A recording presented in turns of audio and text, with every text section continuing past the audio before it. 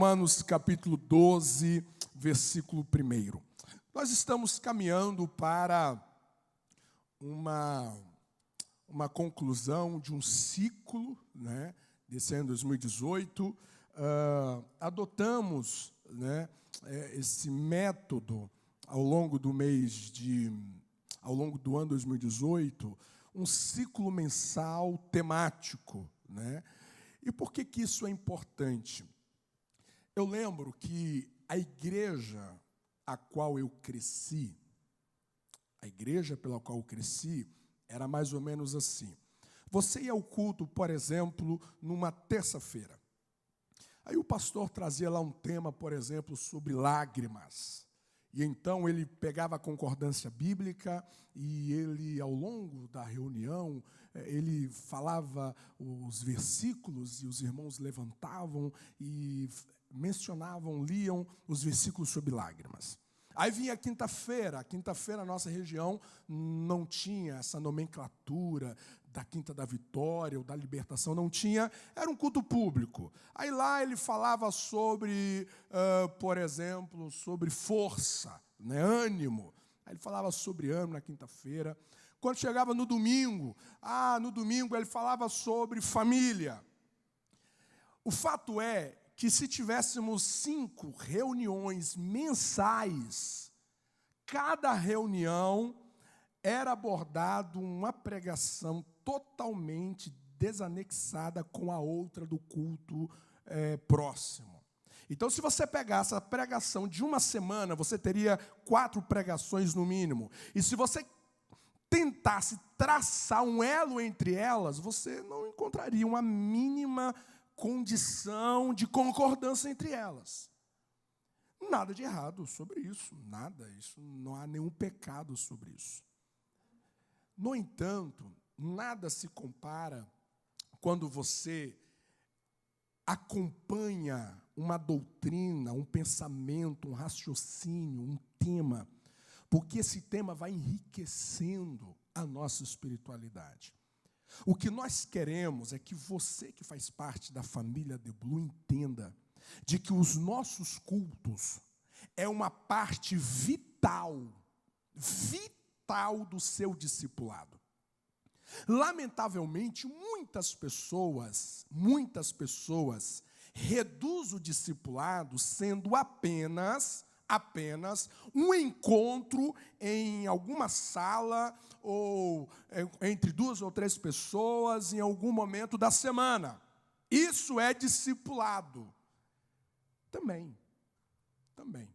Mas se você olhar com carinho nos evangelhos, você vai perceber como que Jesus discipulava os discípulos. Jesus discipulava os discípulos juntamente com a multidão. Se você pegar a palavra discípulo nos evangelhos, você perceberá de que um percentual esmagador, a palavra discípulo está anexado à palavra multidão. Porque Jesus pregava a multidão e os discípulos estavam aonde? Os discípulos estavam assentados entre a multidão. Quando surgiu uma dúvida no coração dos discípulos, aí eles viram no particular e disseram: Jesus, o Senhor pregou aquela pregação muito boa, parabéns por aquela pregação de ontem ali na multidão, mas teve esse ponto que nós não entendemos. Aí Jesus particularizava, ampliava o sentido e a aplicação. Mas Jesus sempre discipulou os seus discípulos no seu maior tempo, junto à multidão. A multidão é o nosso culto. Porque muita gente que frequenta as nossas reuniões de domingo a domingo, muitos deles ainda não nasceram de novo. E você precisa entender que cada pregação que sai deste altar, em qualquer período dessa semana, você precisa encarar de que é parte do seu discipulado. Você precisa entender. Então eu particularmente hoje, eu não aceito ninguém chegar perto de mim e dizer: pastor, o meu problema é que eu nunca fui discipulado. A minha pergunta imediata é: você nunca frequentou um culto? Você nunca participou de nenhuma pregação? Porque grande parte da igreja não encara uma reunião como essa como sendo parte vital do seu discipulado. Por isso que é imprescindível você fazer as suas anotações. Por isso que é imprescindível você registrar aquilo que Deus tem falado com você, porque é uma aula, é Deus nos ensinando. É Deus nos ensinando. E esse ano nós adotamos esses ciclos mensais temáticos exatamente para facilitar, cooperar com a sua formação como discípulo. Nós começamos falando sobre eu creio nas Escrituras, fomos encorajados a sermos mais bibliocêntricos. Falamos sobre eu creio na suficiência de Cristo, fomos encorajados a amar a Jesus acima de todas as coisas. Falamos sobre eu creio na família, fomos encorajados a viver intensamente os nossos relacionamentos familiares. Falamos sobre eu creio no Espírito Santo, falamos 2 meses sobre o Espírito Santo, os irmãos pediam, foram 2 meses assim, de muita imersão sobre a pessoa do Espírito Santo.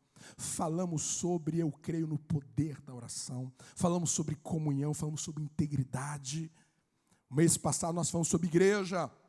Falamos sobre igreja, eu creio na igreja, faço parte dessa igreja. O que é ser igreja? São temas que precisa acrescentar a sua espiritualidade.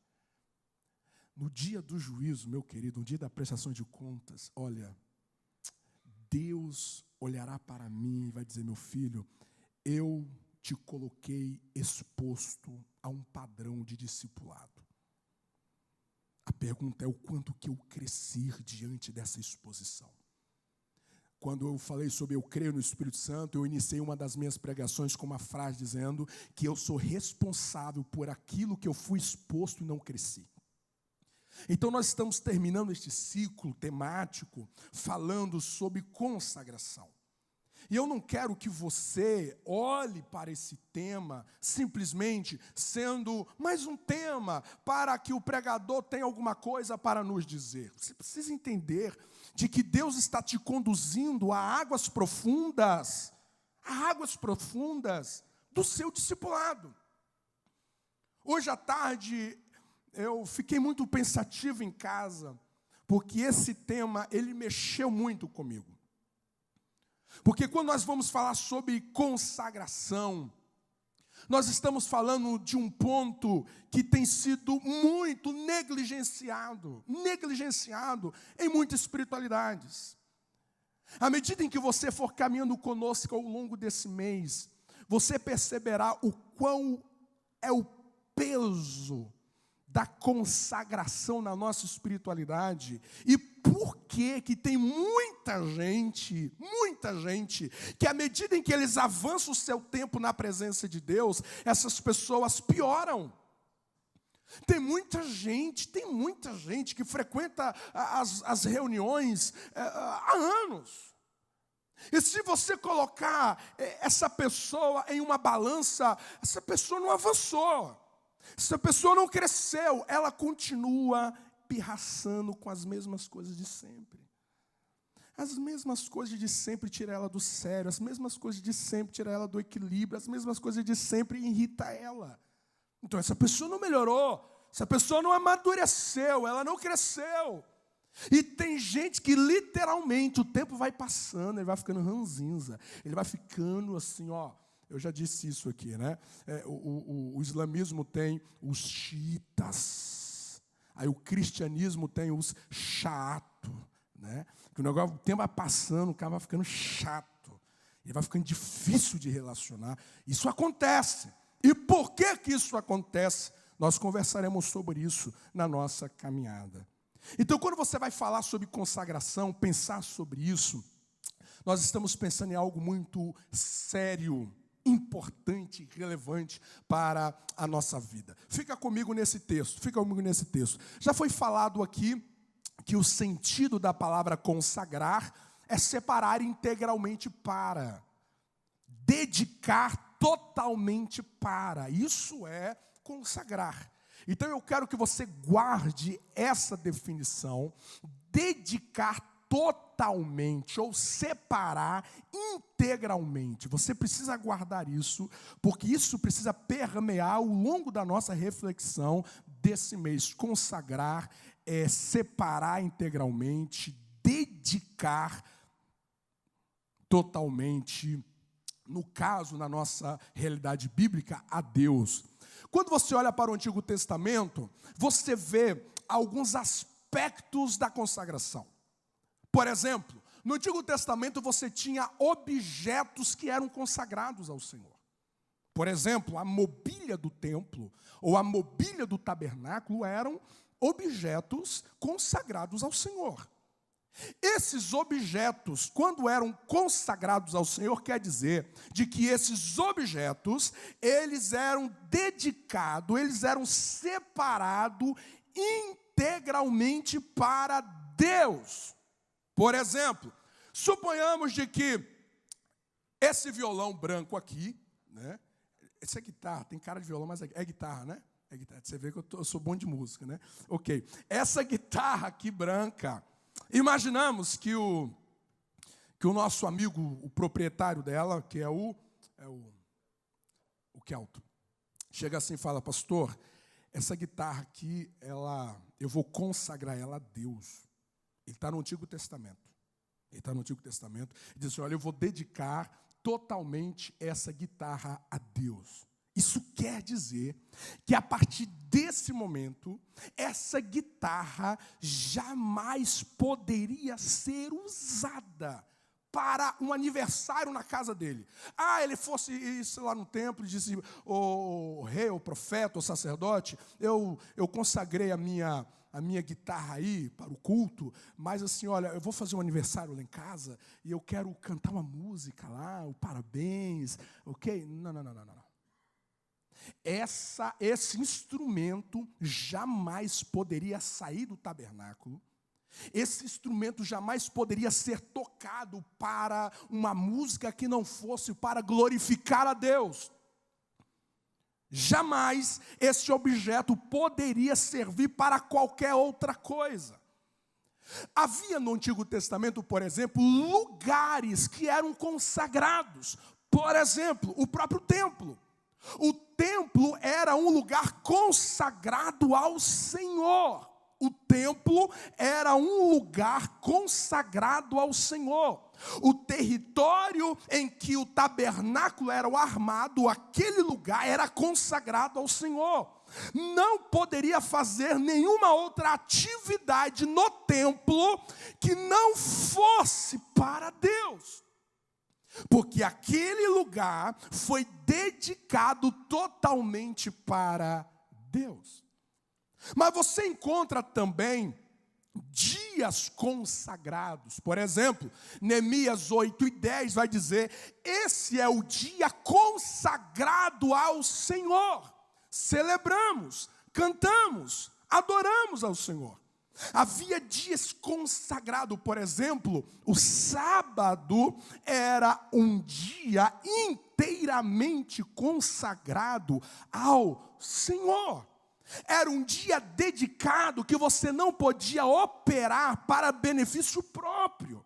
Você não poderia utilizar o dia de sábado para você ganhar dinheiro, para você realizar os seus sonhos. O sábado era um dia em que todas as atividades deveriam estar direcionadas para Deus. Mas você também tinha pessoas que eram consagradas ao Senhor. Você tem a linhagem levítica, você tem Arão, seus filhos.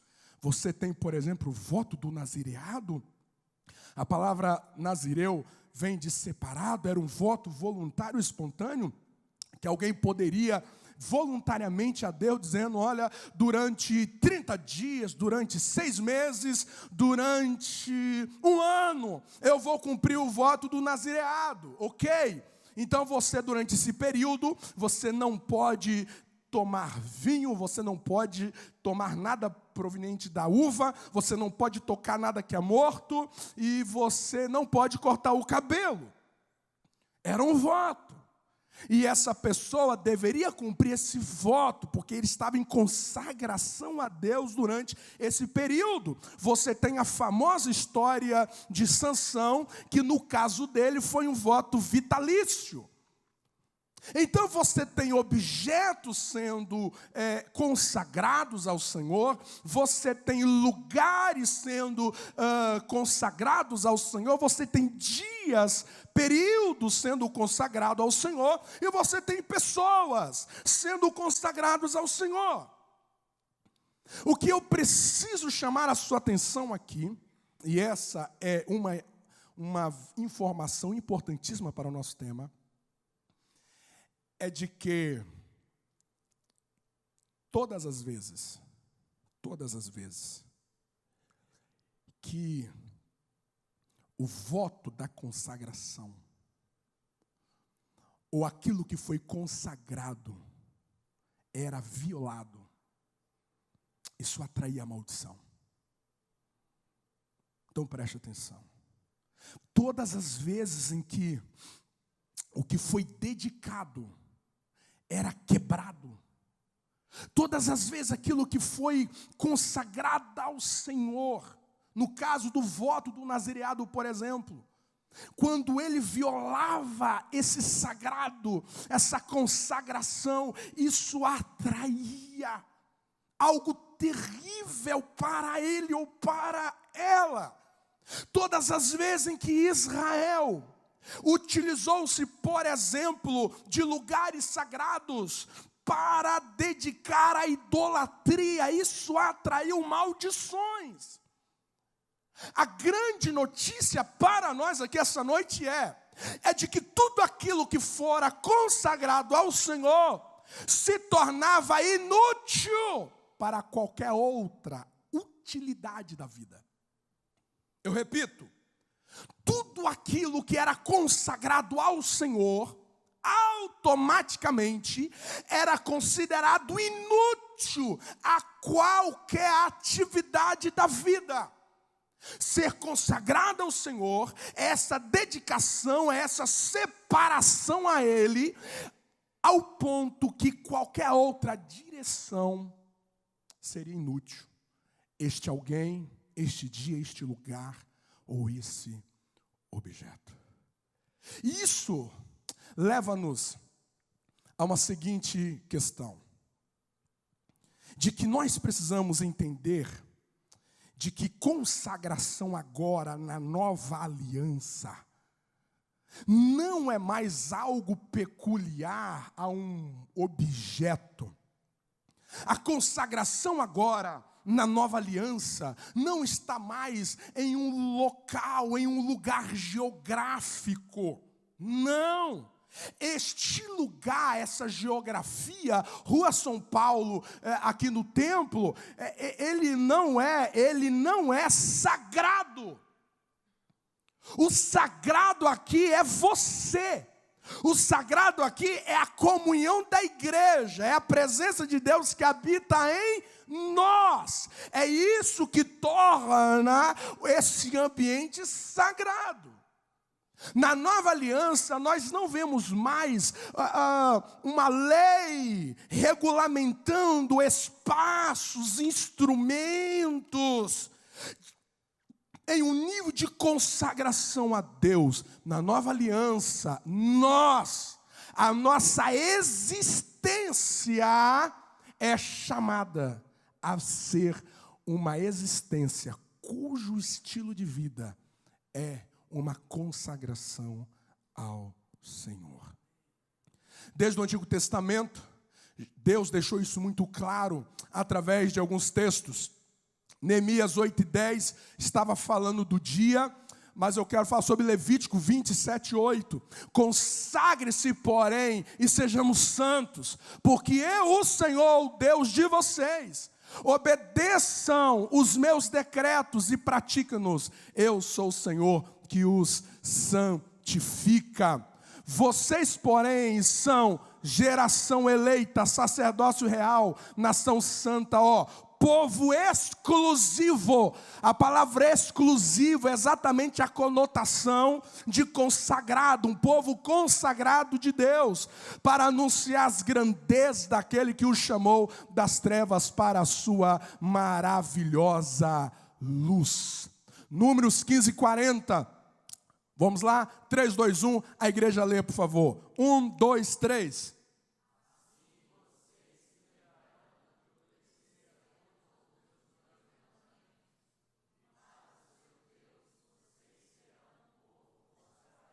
É um povo consagrado.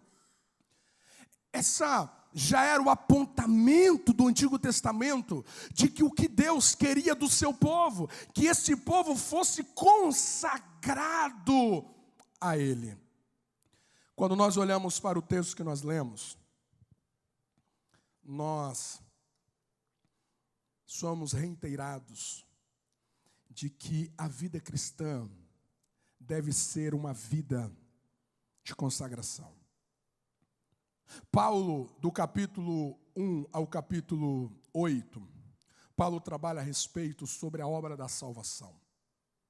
Do capítulo 9 ao capítulo 11, ele vai falar sobre a história da salvação do povo de Israel.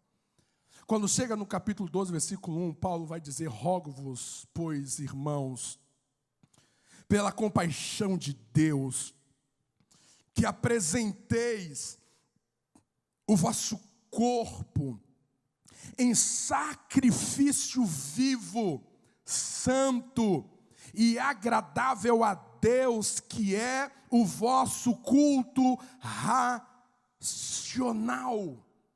Paulo traz à memória exatamente que a melhor resposta que você possa dar à obra da salvação é você tendo a sua vida, a consagração como estilo de vida. O que Paulo está dizendo é de que seguir a Jesus, servir a Jesus, é exatamente você estar a sua vida no altar. E o altar era exatamente esse lugar da consagração a Deus. Nada poderia ir ao altar se não fosse dedicado a Deus. Nada poderia ir ao altar se não fosse separado para Deus. O que eu quero que você assimile comigo em Romanos 12, 1, é de que a vida cristã é uma vida cuja consagração deve ser o nosso estilo de vida. Você não pode pensar em consagração como sendo um evento na sua agenda. Semana que vem eu vou consagrar. Falaremos sobre isso. Falaremos sobre práticas das nossas consagrações. Falaremos, é importante. Mas lembre-se que eu preciso enxergar a minha história de vida como sendo consagrada ao Senhor. E aqui é o ponto que eu e você precisamos conscientizar plenamente. Quando eu e você decidimos a Jesus, então a nossa vida passa a ser uma consagração a Deus. Isso quer dizer que nós somos inúteis para qualquer outra realidade dessa vida. Uma vez que você entregou-se a Jesus, uma vez que você nasceu de novo, uma vez que você foi regenerado pela obra do Espírito, uma vez que o sangue de Jesus te purificou de todos os seus pecados, uma vez que o seu nome foi escrito no livro da vida, uma vez que você é filho de Deus, logo a sua vida deve estar no altar da consagração. Você está dizendo: Deus, a minha vida, a partir de agora, não pertence a mim. A minha vida, a minha história, as minhas decisões, os meus quereres, as minhas vontades já não mais pertencem a mim. Tudo que eu sou, tudo que eu decido, tudo que eu projeto, tudo que eu planejo é dedicado e separado para Ti. Quando nós entendemos sobre o valor da consagração, você precisa entender que, baseado nas experiências do Antigo Testamento, era Deus dizendo bem assim: gente, o ambiente da consagração é um ambiente em que você deixa tudo que poderia te dispersar, tudo que poderia te distrair, você se afasta disso e você entra numa relação. Você vai a um lugar em Deus da intimidade do Altíssimo. O ambiente de consagração, os atos de consagração ao longo do Antigo Testamento, era aquele lugar em que essa pessoa desfrutava da intimidade de Deus. Havia realidades, por exemplo, vamos falar do jejum, que é um dos elementos dessa consagração, falaremos isso em outra ocasião. O jejum era aquele momento em que você desfrutava algo do ser de Deus, em que você jamais experimentaria em outra realidade. A consagração era alguém dizendo: Deus, eu quero algo em ti, um nazireu, eu quero experimentar algo de ti nesse período em que eu não experimentaria em qualquer outra realidade da minha vida.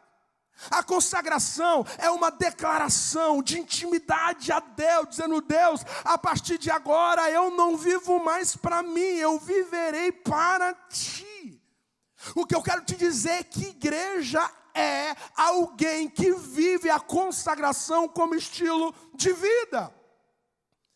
Então, deixa-me mostrar para vocês em uma passagem emblemática de que quando eu violo os princípios da consagração, o que eu estou atraindo para a minha vida. Atos capítulo 5, por favor, abre. Atos capítulo 5. Viver uma vida consagrada já não é mais você viver uma vida segundo os seus padrões. Viver uma vida consagrada não é mais você viver uma vida conforme as suas regras. Viver uma vida consagrada não é mais você viver segundo os seus achismos. A sua leitura de mundo, a sua cosmovisão não pode ser pautado em você. Uma vida consagrada é que o padrão adotado agora é Deus. Tudo é para Ele, é dele e é nele. Então, queridos, eu preciso resumir isso, porque eu não quero que você disperse no raciocínio. Até agora, o que eu quero lhe dizer é de que ser igreja, naturalmente, é você viver um estilo de vida de consagração. Ponto. Ser igreja é você viver a vida aonde que a consagração é o seu padrão de relacionamento com Deus. Agora veja, todas as vezes que eu violo isso, eu estou comprometendo a minha qualidade de vida em Deus. E Atos capítulo 5 é um texto que vem como um alerta a respeito de alguém que decidiu viver, alguém que decidiu violar os princípios da consagração. Capítulo 5, versículo 1.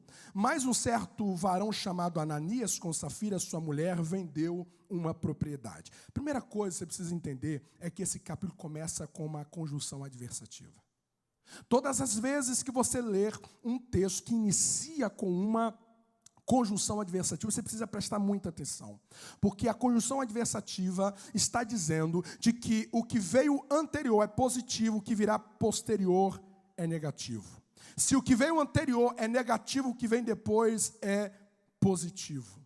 E se você prestar atenção, a narrativa que antecede o capítulo 5 é uma narrativa positiva.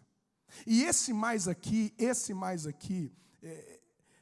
ele é determinante para você entender.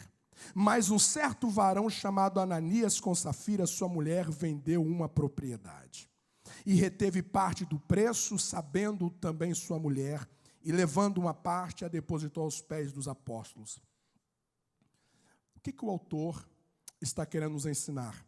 Você precisa ler o versículo 36 e o versículo 37, que diz assim: Então José, cognominado pelos apóstolos Barnabé, que traduzido é filho da consolação, levita, natural de Chipre, possuindo uma herdade, vendeu-a e trouxe o preço e o depositou aos pés dos apóstolos. Mas um certo varão chamado Ananias, com Safira, sua mulher, vendeu uma propriedade. Ei, o que o autor está nos ensinando aqui?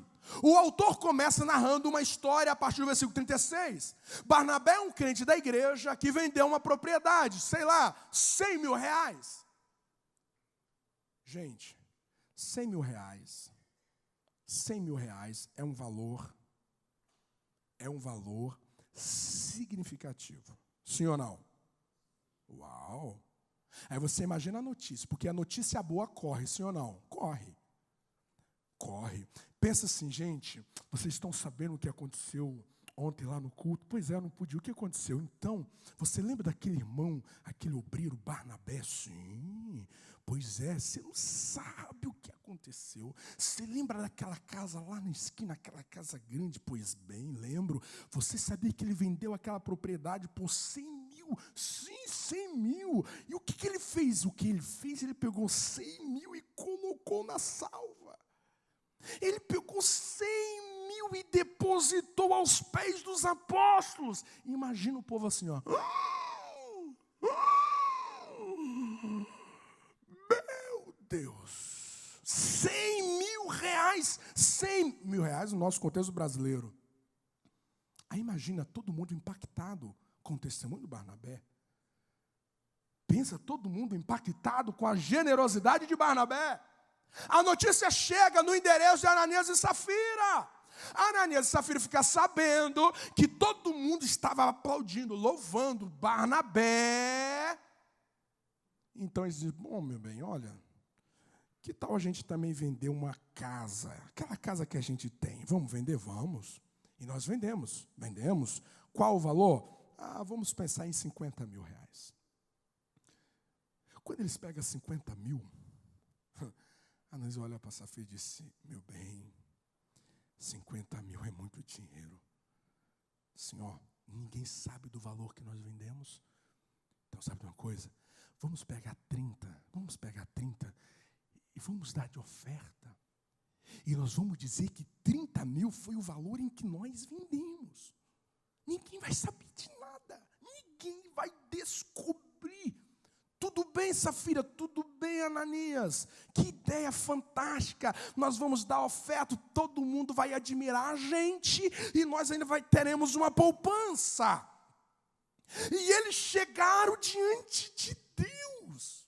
Eles chegaram diante do altar de Deus com essa linguagem. Aí o texto vai dizer o seguinte: eles venderam a propriedade e reteve parte do preço, sabendo também sua mulher, e levando uma parte, a depositou aos pés dos apóstolos. O que o autor está querendo nos ensinar?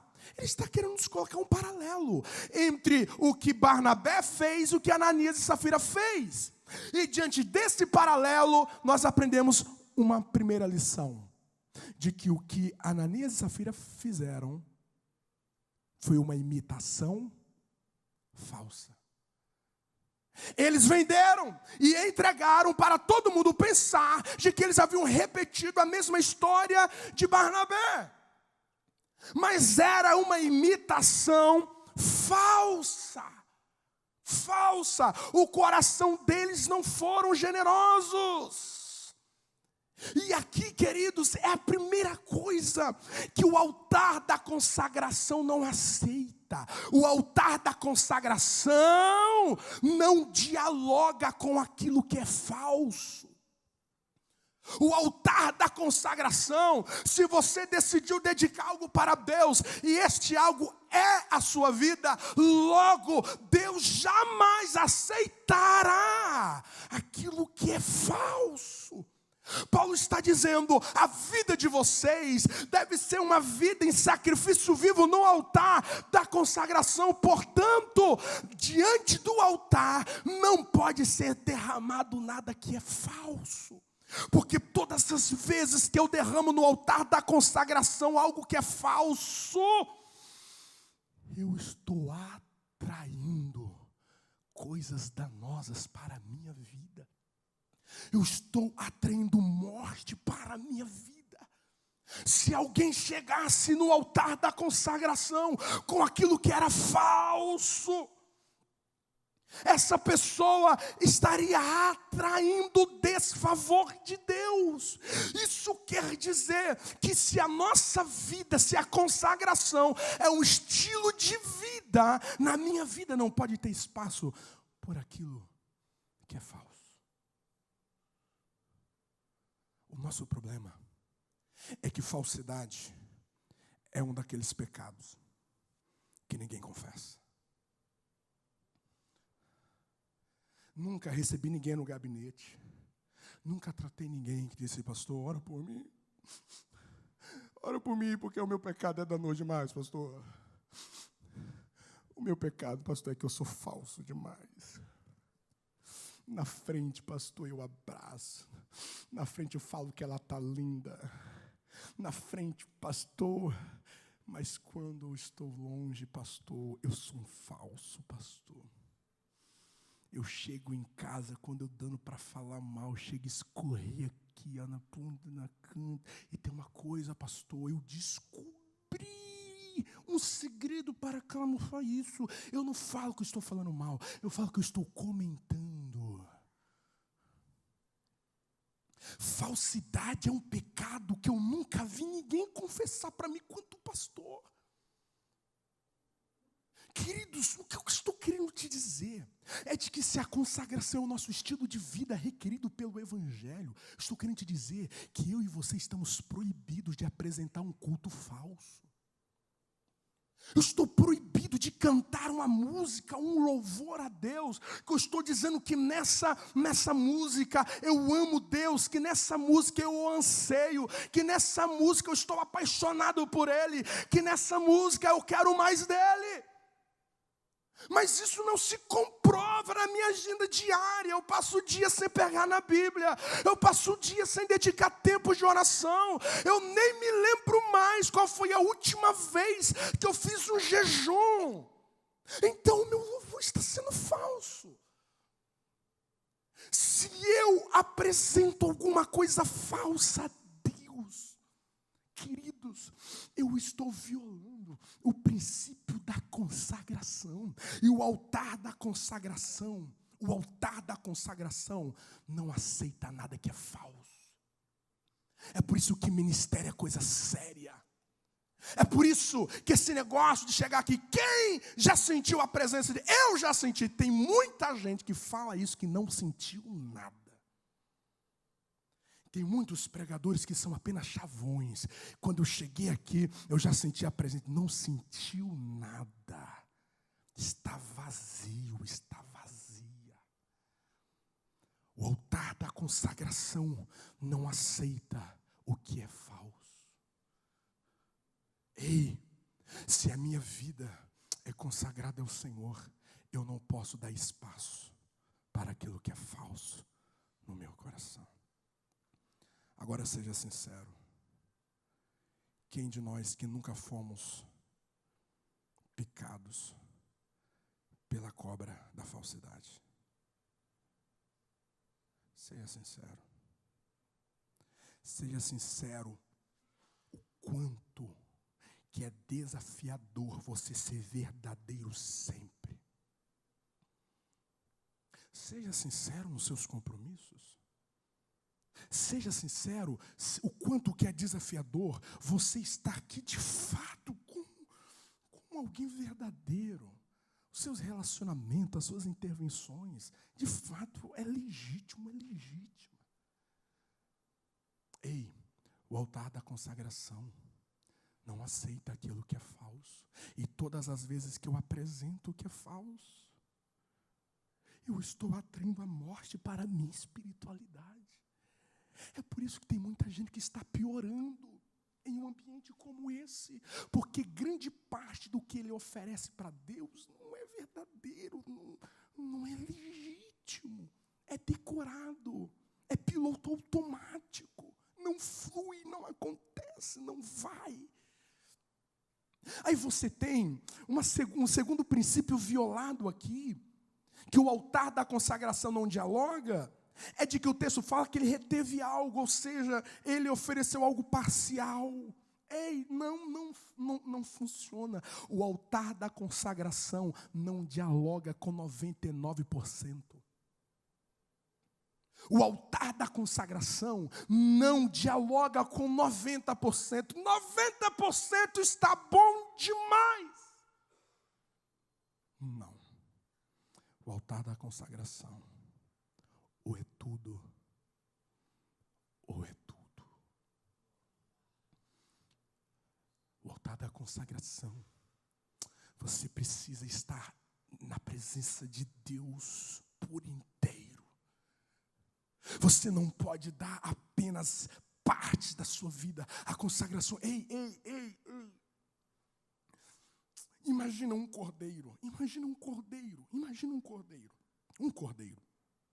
Esse cordeiro seria consagrado ao Senhor para o sacrifício da Páscoa. Ora, ele era o primogênito, então, nesse primeiro ano, ele seria cuidado de uma maneira muito especial, porque esse cordeiro já não pertencia mais ao seu proprietário, esse cordeiro pertencia a Deus. Então, ele seria cuidado e tratado de uma maneira muito especial, muito especial. Aí você imagina o seguinte, faltando lá uns 30 dias para Páscoa, a mulher do Filismino, grávida, tem um desejo estranho. Porque mulher grávida, em vez em quando, tem um desejo estranho. Sim ou não? O negócio é meio tenso. Então, assim, eu conheci uma irmã que ela deu vontade de comer tijolo. Eu acho que isso já era verme, né? Não era nada com a gravidez, mas tudo bem. Então, a gravidez, você tem algumas coisas estranhas. Aí imagina de que a mulher do Filismino, que ia levar o cordeiro ao sacrifício, deu vontade de comer a orelha do cordeiro. Mas tinha de ser daquele cordeiro. Eu lembro que uma vez, quando ele estava gestante do Alejandro, a gente não sabia. Ela chegou lá em casa, e falou, meu bem, eu estou com vontade de comer mamão refogado, mamão de vez refogado. Aí tinha um vizinho que tinha um pé de mamão. Chegamos lá e pedimos o pé de mamão para minha esposa comer. Aí no outro dia ela chegou lá e ela viu um mamão no mesmo lugar. E disse, não, meu bem, eu quero comer aquele lá, é aquele que eu vi. Aí nós voltamos lá para pedir de novo. Aí quando nós pegamos o mamão, o dono falou bem assim, isso está cheirando mulher grávida. E era mesmo, o Alejandro já estava fabricado. Aí, assim, aí a mulher do Filismino disse, meu bem, eu quero comer a orelha dele. É dele, não, mas não é dele. Aí imagina o Filismino pensando assim, gente, esse cordeiro de 1 ano, vamos arredondar aqui, ele pesa 30 quilos. 30 quilos. Uma orelha de um cordeiro que pesa 30 quilos, ele deve pesar quanto a orelha de um cordeiro? Que é uns 5 quilos? Não, senão ele vai ficar assim, 5 quilos não, que é umas 300 gramas? Umas 300 gramas, vamos pensar umas 300 gramas. Mas mesmo assim vai andar meio 300 gramas de orelha, muito, mas tudo bem, vamos lá. 300 gramas. Aí o filho pensa assim, calma aí, 30 quilos, subtrai 300 gramas, eu ainda tenho 29 quilos e 700 gramas. Para! É melhor 29 quilos e 700 gramas do que nada. Diga para mim, se o Filismino levasse esse cordeiro faltando 300 gramas, responda para mim se Deus receberia esta oferta. Mas esse Deus é muito exigente, não? O que é 300 gramas? O que é 300 gramas? Mas esse é o padrão que Deus trata com a gente. Porque quando ele veio se ofertar, Jesus não foi faltando um pé para a cruz. Jesus não foi faltando uma perna, um dedo. Tudo que ele tinha, 33 anos de saúde, de vitalidade, de virtudes. O Pai deu tudo. O Pai deu tudo para nós. Ele não aceita nada menos do que tudo. Uma vida consagrada é quando você entende que tudo que você é e tudo que você possui é de Deus. E quando você negligencia isso, você não faz ideia o quanto que isso está lhe fazendo mal. Você não faz ideia o quanto que você está atraindo desfavores, quando você poderia doar mais, você poderia servir mais, você poderia congregar mais, você poderia amar mais, você poderia perdoar mais, você poderia atuar mais, você poderia se mover mais, você poderia experimentar mais, você poderia buscar mais, mas alguma coisa está acontecendo à sua volta, e você diz, sabe de uma coisa, é melhor 90 do que nada, então vai 90. E quando eu vou estabelecendo esse tratamento no altar da consagração, eu estou atraindo desfavores na minha vida. Não é apenas dizer eu sou igreja, é você entender que a partir de agora é tudo. É tudo. Não é parte, é tudo. Você está proibido de administrar o seu tempo do seu jeito. Você está proibido de administrar o reino de Deus ao seu jeito. É Deus que manda, é Deus que rege, é Deus que direciona, é Deus que opera. Experimenta dar. Experimenta dar para o seu casamento menos do que a totalidade. Experimenta dar para o seu cônjuge menos do que a totalidade. Tem gente que dá para o cônjuge, eu já paguei as contas, eu já coloquei roupa no guarda-roupa, eu já coloquei comida na mesa, já está pegando boi. Está reclamando de quê? É melhor isso do que nada. Experimenta dar. Experimenta dar parcialidade para o seu cônjuge. Experimenta dar parcialidade para os seus filhos. Experimenta dar parcialidade para a vida. E você verá o quanto que você atrairá desfavores. E o pior,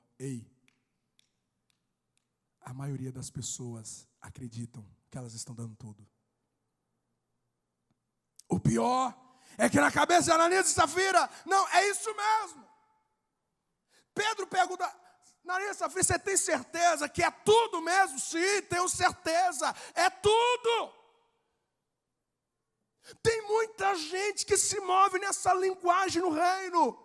Na cabeça dele, o tempo que ele está dedicando a Deus, o tempo em que ele está se doando, é tudo que ele pode fazer. Eu não posso ir além disso, eu não posso fazer além disso. Isso é o meu melhor. Na cabeça dele, ele está fazendo o melhor. Mas é uma farsa. Ele pode estar mais presente. Ele pode abençoar mais. Ele pode ajudar mais. Ele pode. Mas ele decide dialogar com o altar da consagração com a parcialidade. Isso vai atraindo morte. Isso faz com que ele enfraquece no banco da igreja. Ele está assistindo determinados cultos, mas ele não está dando total, a sua família não está total. Não, ele não está servindo totalmente o seu chamado, o seu ministério. E ele está no banco da igreja, e ele está morrendo, porque ele está dialogando com o altar da consagração, oferecendo aquilo que é parcial. E o altar está dizendo, não, Deus não aceita, eu não aceito. Isso não vai gerar bênção na sua vida. E em terceiro lugar, Ananias e Safira, eles demonstram uma indisposição ao sacrifício. Porque, gente, você pegar tudo não é fácil. É muito mais fácil você dar uma esmola de tempo às pessoas. É muito mais fácil você dar o que está sobrando da sua vida. É muito mais fácil você, vamos fazer um bazar. Você pega aquela roupa que não se serve mais, porque você emagreceu, então não serve mais, aí você toma. É muito fácil você doar para as pessoas aquilo que não faz sentido para você. Agora experimenta adotar o princípio da consagração. Eu só vou ofertar aquilo que é sublime, aquilo que faz sentido para mim. Eu vou para a igreja, eu vou ao templo, eu vou dar o melhor da minha adoração. Ah, queridos, isso é sacrifício. Não existe consagração sem sacrifício. Não existe dedicação a Deus sem sacrifício. Você vai ter de amputar alguma coisa. Você vai ter de renunciar a alguma coisa. Você vai ter de fazer escolhas. Isso vai custar caro. Você viver os padrões de Deus. Não haverá uma espiritualidade vibrante sem sacrifício. Isso fala de você sangrar o seu ego, você sangrar o seu orgulho. Isso significa de você não viver mais com aquilo que não faz sentido para você. Você vai ofertar para Deus aquilo que lhe custa tudo. Deixa eu te fazer uma pergunta.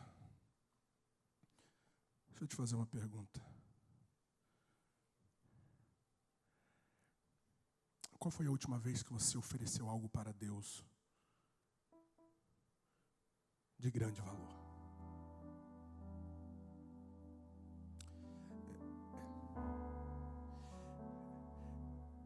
Qual foi a última vez que você fez um ato simbólico?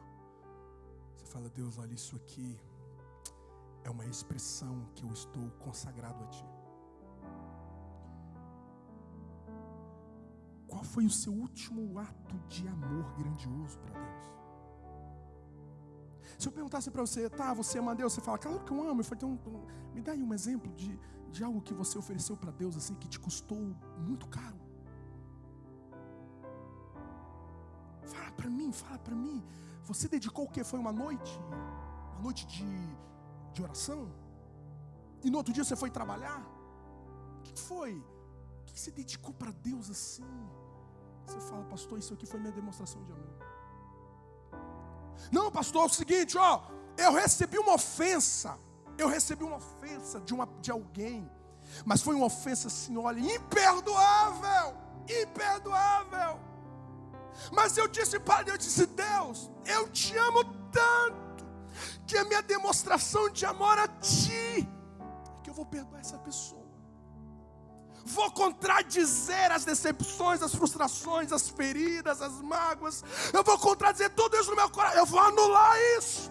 E essa vai ser a minha demonstração de amor. O quanto que eu pertenço a Ti. O quanto que Tu és valioso para mim. O quanto que eu estou disposto a sacrificar a Ti em amor. Responda para Deus esta noite. Qual foi o seu último ato de grandeza? Da sua consagração a Deus. Queridos, a gente vai vivendo uma vida, se a gente não tomar cuidado, a gente é raso demais. Uma chuva que cai de manhã, eu já não vou mais para a comunhão à noite. Qualquer coisa me rouba da minha devocionalidade. Qualquer coisa compromete a minha devoção. Qualquer coisa compromete o meu fluir em Deus. Responda para Deus aí. Qual é o sinal da sua consagração? Qual é o sinal que de fato, o dia que você abriu o seu coração e diz assim, Deus, eu sou Teu. A partir daquele momento, você decidiu viver uma vida em sacrifício vivo. Você não vai ofertar para as pessoas o que te sobra. Você não vai ofertar para a sua família o que sobra. Você não vai ofertar para essa igreja o que sobra. Você não vai ofertar para Deus o que sobra.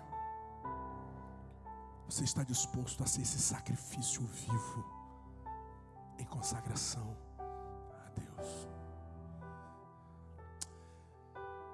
Se você viver como padrão de vida decisões que não te custam nada, se na hora da oferta você só pega a menor nota. Vamos fazer um levantamento para um projeto. Não, você sempre pega aquilo que... Se 10% do seu salário para você for gigante demais para o reino, me perdoa a franqueza. Você não entendeu o que é o sacrifício da consagração. Se 10% para você é grande demais, você não entendeu o que é ser sacrifício em consagração a Deus. Se quando se fala de generosidade, você pensa sempre puxando para baixo, você sempre vê puxando para pouco, você não entendeu o valor da consagração em sacrifício. Viveremos uma vida mesquinha, viveremos uma vida rasa, uma vida superficial. Ninguém viveu grande história com Deus vivendo mesquinhez. Aquela mulher entra para a história porque ela pegou um perfume de 300 diárias. 300 diárias. Quanto custaria isso hoje? 30 mil, 40 mil. Ela pegou e disse: sabe uma coisa? Isso aqui me custa tudo. Então toma aqui, já é teu. É teu. É teu. Ainda hoje eu reacionei à história de Helen Roosevelt. Helen Roosevelt serviu o Congo em missões na década de 60. Na década de 60, Roosevelt, uma doutora solteira, com 28 anos, ela tinha pós-doutorado em medicina. Ela é enviada como missionária para o Congo. Chega no Congo, ela constrói um hospital para 100 leitos. Planta várias igrejas. E um belo dia, ela é raptada, ela é sequestrada. E lá, na prisão, ela escreveu um diário. E eu lembro de dois depoimentos que ela escreveu no seu diário. Um deles, ela fala: hoje eles me puxaram pelo cabelo, me bateram, quebraram os meus dentes, me torturaram. Foi uma noite terrível. Em outro registro do diário, ela escreve: hoje nunca vivi uma noite tão escura. Me violentaram, me abusaram sexualmente. Sentir que Deus havia me desamparado. E ela escreve um outro dia: hoje eu amanheci ouvindo de Deus dizendo: Helen, esses não são os seus sofrimentos, esses são os meus sofrimentos. E ao ouvir essas palavras, eu senti o abraço e o amor de Deus. A Helen foi libertada, voltou para a Inglaterra, ficou um ano internada, tratando psicologicamente os ossos que foram quebrados. Um ano depois, os médicos deram alta para ela. Ela voltou para o núcleo missionário e disse: eu quero voltar para o Congo. Eles disseram: mas nunca, você vai morrer lá. Ela disse: se você não me enviar, eu vou por conta própria. Ela volta para o Congo. Chega lá, o hospital está destruído. Ela constrói um outro hospital, agora para 250 leitos. Constrói uma escola para paramédicos e enfermeiros. E ela volta para a Inglaterra depois de 30 anos de trabalho. Ela morreu o ano passado. O último artigo que ela escreveu, o primeiro parágrafo, ela diz assim: o nosso problema é que nós queremos Cristo e o sucesso. O nosso problema é que nós queremos Cristo e o conforto. O nosso problema é que nós queremos Cristo e os tempos favoráveis. Não, irmãos. Não, irmãos, nós devemos desejar unicamente Cristo. se é uma mente, se é um coração que entendeu o que é viver consagração como estilo de vida em um altar que não aceita o que é falso, que não dialoga com a parcialidade, que está disposto ao sacrifício. Ficamos em pé em nome de Jesus. Em nome de Jesus. O Senhor Jesus chama a nossa atenção. E eu passei essa tarde orando em pensamento, dizendo: Deus, eu preciso de uma agenda. Eu preciso elaborar uma agenda em que eu faça demonstrações de amor grandiosos. Eu quero que em nome de Jesus você ore ao Senhor ao longo desse mês, que você volta a ter a linguagem da consagração na sua agenda semanal, mensal, anual. Mas em nome de Jesus, Deus não aceita nada menos do que isso no altar. Eu quero que você ore, e que nessa oração você fala: Deus, faça alguma coisa, elabore um plano, fala: Espírito de Deus, eu preciso viver uma agenda de consagração. Ore para que a sua dedicação de fato seja por inteiro. Ore para que haja atos de consagração que exemplificam o seu padrão de vida, que exemplifica o seu estilo de vida. Fala: Deus, isso aqui é uma expressão do que eu estou decidido a viver contigo e para ti. Onde você estiver, vamos orar. Vamos orar para que o Senhor lhe tome pelas mãos e te mantenha neste altar. Neste altar, não saia dele. Fala: Deus, ata a minha vida neste altar da consagração.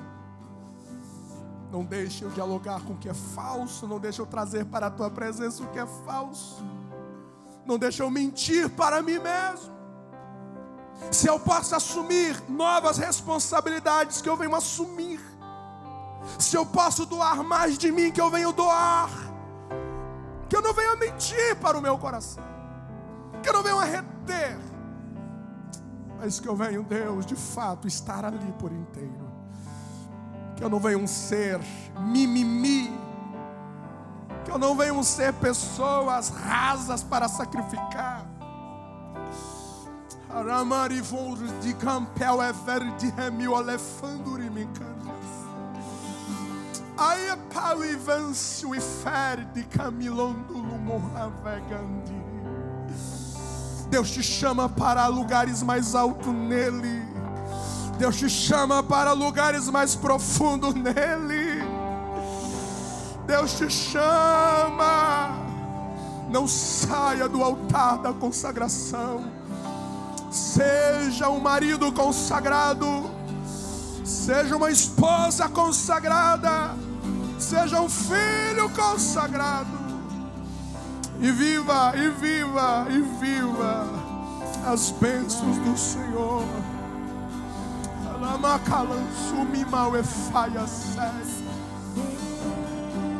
Em nome de Jesus, seja encorajado pelo Senhor esta noite. Seja encorajada pelo Senhor esta noite. Em nome de Jesus.